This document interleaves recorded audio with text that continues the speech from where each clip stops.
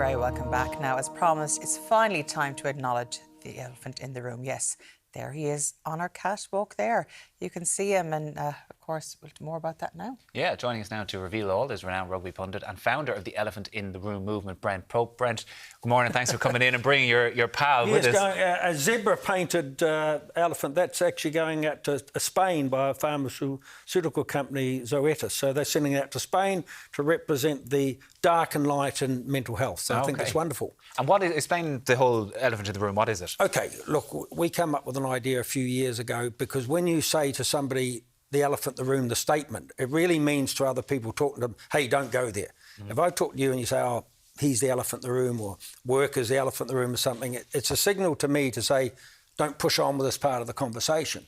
And the way I look at it, because I've had my own mental health issues since I was a young man, and I've spoken about them openly, and although that's been difficult for me at times in my life, but I want people to know that everybody has an elephant. Everybody has some place that's raw for them. And what I'm saying to them is that so often, for people like me, and I say people like me, a problem shared is also a problem halved. So I'm just trying to encourage people to talk about what their elephant is, get it out there before it's too late. And especially now we've just collaborated with the Kind Foundation. I call them the Kind Foundation because they've given us funding to get these elephants into schools where they can really make a huge difference to... I want pupils to come into school on a daily basis and see an elephant there and know it represents two things mostly. Recovery from any mental health issues they're going to, because you can get to somebody before it's too late. There is a full chance of recovery, and also permission that it's not weak to speak. You know. That's very important. It's not weak to speak, because when you started talking about your mental health issues many moons ago, nobody else was really doing it. And for somebody like you, who was a rugby player, very strong, seen as this almost infallible masculine figure, it was extraordinarily brave. Why did you feel you had to do it then? Because I didn't want people to have had the life that I've had, you know. And people can look on the outside and say, oh, Brent Pope's had this wonderful life playing rugby and achieving all these things, but it wasn't who I was about.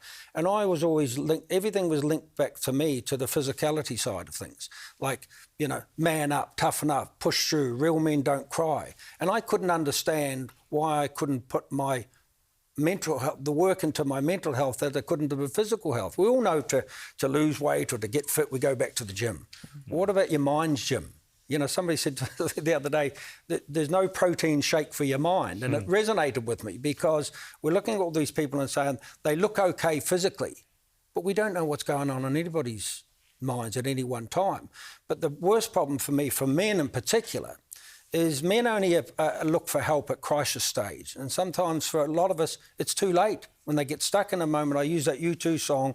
Adam Clayton is one of our ambassadors. I use that U2 song all the time. Stuck in a moment, can't get out of it. Because as men in particular, that's sometimes the way we feel, that there is no help out there. And if we look for help, that will be deemed weak as a man. So it was very hard for me to come out with my mental health issues, because I thought the same as I thought about going to my father in early days. I couldn't go to him because I would have thought he would have looked at me and thought, what sort of son have I produced that's vulnerable? I'm asking everybody to be a bit more vulnerable in their lives.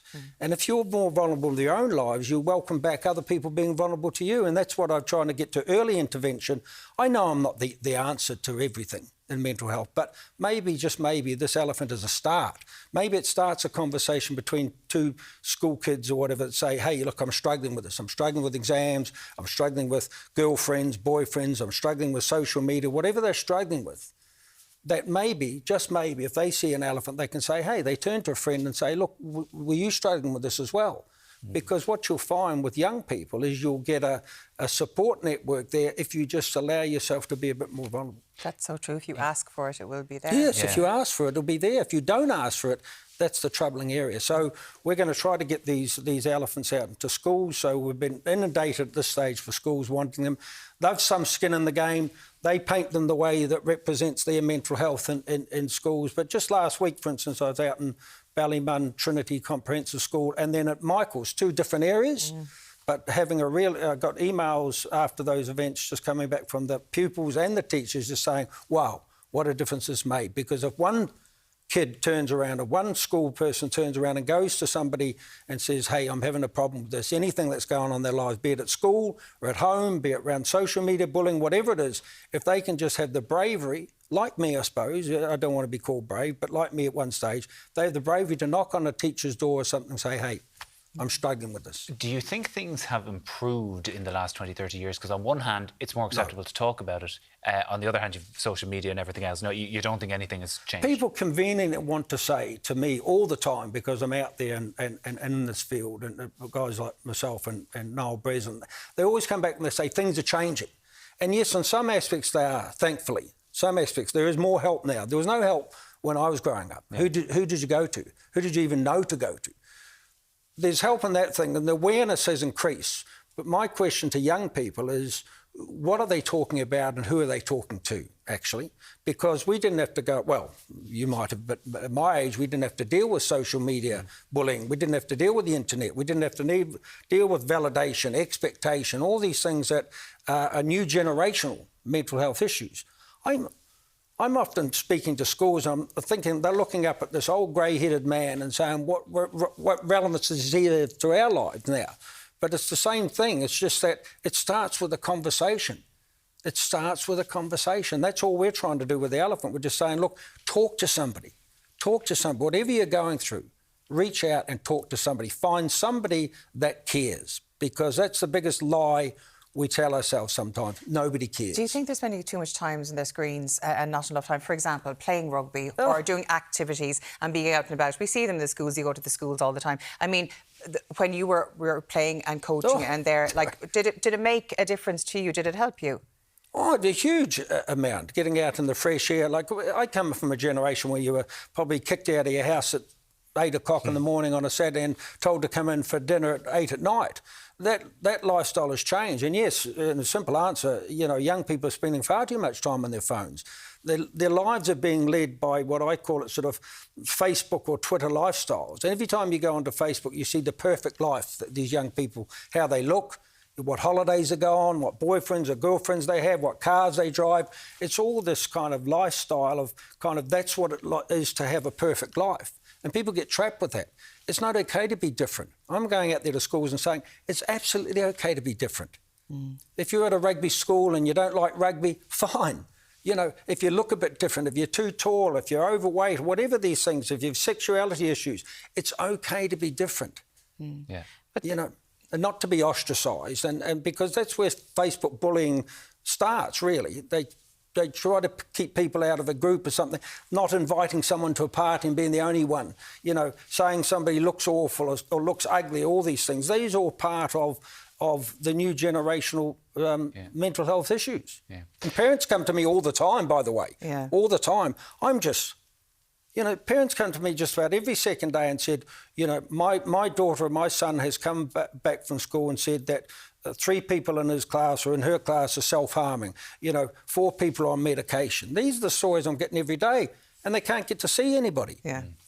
We couldn't have you on and not ask you about the rugby, and obviously the Women's Six Nations kicked off. Ireland kind of unlucky to lose out yesterday at a pretty good performance against France. Yes, unlucky in the end because, I mean, you know, the French got a cushion up and then, of course, they lost a red card and they lost a yellow card. But I think Ireland will be frustrated, that's the word that's being used, because there was an opportunity. I mean, having said that, they've progressed so much in the last couple of years. I mean, to have the wins over New Zealand last year in the competition, I thought, wow, this is a totally different team. So they would have been, even though people said they would have been the underdogs, they wouldn't have felt that themselves. And that's the speak coming from them, which is great because they have confidence now that they can compete with the better teams in the Six Nations and World Rugby, and they proved that yesterday. They just left a few too many points on, you know, missed kicks and a bit of sort of off-kicking out of hand. But, I mean, other than that, they can be pretty proud of where they've come, you know, and they can look forward to the rest of the tournament with renewed confidence, I think. The men's team obviously didn't fare so well. I mean, when you look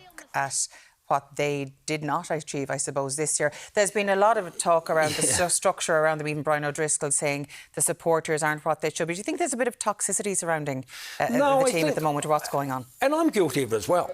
I mean, I think we've had a really great, you know, length of period where this Irish team has been 1 or 2 in the world, and that is brilliant. coming from a country I came from, when I first came over here, rugby was right down the agenda of followers. I mean, it's still not your national sport. So when I go back to people and say, you can be really proud of where this Irish team is, I think that the support base has changed over the last couple of years, because we have people going over to the World Cup, including myself, thinking that Ireland would win the World Cup. You know, this is their time. Bit of an arrogance there, yeah. Not an arrogance, just a kind of maybe an over-expectation, but I think the Irish team, you know, they expected that themselves. You know, I really thought at this stage, I was telling people that this is going to be a Grand Slam year. Absolutely. They'll beat England at home. They started well. They'll beat France at home. That's where it probably come unstuck a bit for them. So now, in retrospect, I suppose we look at all the reasons why that's happening, and we're getting all these things now. You know, is this an old Irish team? Do we need to refresh faces? Do we need to rebuild? Team's in flux really at the moment, isn't it? I don't think we need to panic. I think Ireland will still be sort of, you know, up the top of the rugby teams in the world. I just think it needs a bit of rejigging.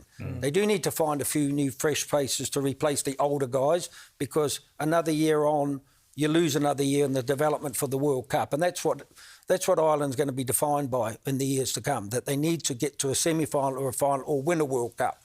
Because you can win all the Grand Slams, you can win all the Six Nations, that is great. But to be truly a great team, you have to go further in a World Cup. Yeah. And you have to be seen to be competing at the world stage. But they're still a great team. I mean, look at Leinster. I mean, Leinster driving it forward, but there's also some criticism around that. I mean, are Leinster too strong now at the kind of, I suppose, the bereavement of the other provinces? But look, you know. Yeah, and it makes that tour this summer without the Lions. Whoever doesn't go on the Lions, all the more important to bring through that new talent. Brent Pope, thanks for talking rugby. Thank you very much, guys. And the elephant in the room as well. Thank you very much. Really appreciate it. Yeah, thank you so much. Now, of course, for more information on Brent's cause, you can go to the website elephantintheroom.ie.